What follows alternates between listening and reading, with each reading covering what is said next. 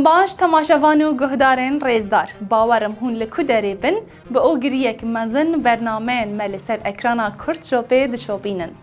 Mêvanê me yê vê hefteya kaniya deng û awazan Mamoste Emîn e. Mamoste Emîn di sala 1983 de li wêran şehrê ku navçeya bajarê Rihayê ye hatiye dinyayê. Di sala 2005 de diçe bajarê Stenbolê û di navbera 2007 û 2011 de bi awayeke profesyonel perwerdeya tembûrê digire û ev 12 sal ku perwerdeya tembûrê dide şagirtan.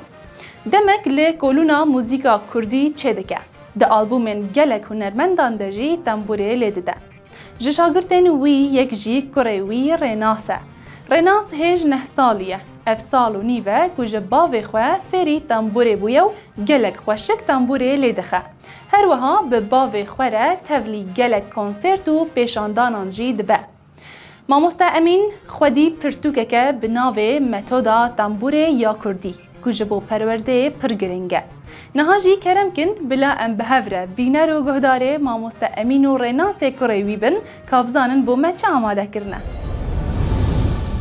Merhaba jware, temaşvanê Kurtşopê, ez Mamoste Emîn û ulayê min Rênas, ez dixwazim îro ji ber sê stranê enstrümantal bikarbînim. Ez hêvî dikim hûn ê biecibînin. Merhaba jwere Dembaş. Sê, çar.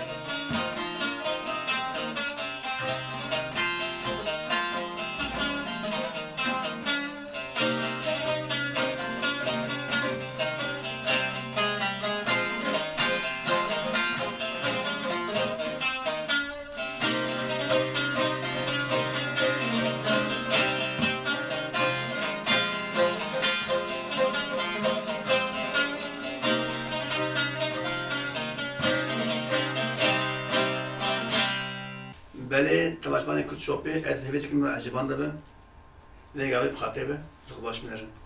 بخاطر به تماشاوانین حسکری و برومت کرچوپی ام بوی آوایی هاتن داویا خلک خویا و هفته جی.